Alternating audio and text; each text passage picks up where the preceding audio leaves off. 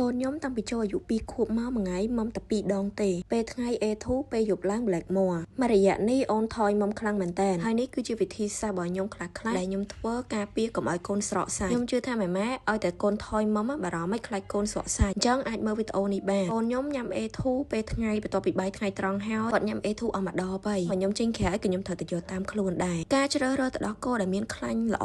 ច្រើនគឺមានសារៈសំខាន់ម៉ែពេលដែលរើសទៅដល់គោខ្ញុំសូមផ្ដាំឲ្យផ្ដាំទៀតកុំជ្រើសរើសទៅដល់គោផ្អែមសារជាតិផ្អែមស្ករសពនិមិត្តហ្នឹងវាធ្វើឲ្យកូនយើងឆាប់ឆ្អែតហើយអត់ព្រមញ៉ាំអាហារដែលធ្វើឲ្យអាហារូបត្ថម្ភរបស់គាត់ហ្នឹងខ្វះហើយពេលដែលកូនញ៉ាំអាហារបានគ្រប់គ្រាន់ហេតុអីបានជាញ៉ាំផ្អែមក្មេងខ្លះតែជាខ្វះគីឡូវិញវាធ្វើឲ្យក្មេងឆ្អែតប៉ុន្តែអត់មានសារធាតុចិញ្ចឹមគ្រប់គ្រាន់ឬមួយក៏ក្មេងអត់ព្រមញ៉ាំអាហារផ្សេងទេវាជាប្រភេទ MT calorie អញ្ចឹងនៅពេលដែលកូនញ៉ាំរបស់ផ្អែមច្រើនជាពិសេសដល់កូនផ្អែមគាត់នឹងអត់ចង់ញ៉ាំអាហារឬចំណីល្អដែលយើងឲ្យគាត់ជាតិផ្អែមគួរតែចេញពីផ្លែឈើហើយវាសម្បូរទៅដោយវីតាមីនដូចជាសារធាតុចិញ្ចឹមផ្សេងទៀតដែរអញ្ចឹងម៉ែបើសិនជាជ្រើសរើសទៅដល់គោឲ្យកូនមានជាតិស្ករបន្ថែមគួរតែពិចារណាឡើងវិញព្រោះអីវាជាដើមហេតុមួយដែលអាចធ្វើឲ្យសុខភាពកូនទ្រុឌទ្រោមមួយក៏កូនអត់ចង់ញ៉ាំអាហារបើសិនជាវាជារបស់ផ្អែមម៉ែអាចឲ្យជាផ្លែឈើកូនញ៉ាំវិញព្រោះក្រៅពីជាតិស្ករផ្លែឈើក៏មានផ្ទុកនៅសារធាតុចិញ្ចឹមដោយសារតែវាជាប្រភេទអាហារពីវាមានវីតាមីនវាមានជាតិរ៉ែអាចជួយទ្រទ្រង់សុខភាពកូនបានប៉ុន្តែក៏ការញ៉ាំផ្អែមរបស់កូននឹងកម្រិតដូចគ្នា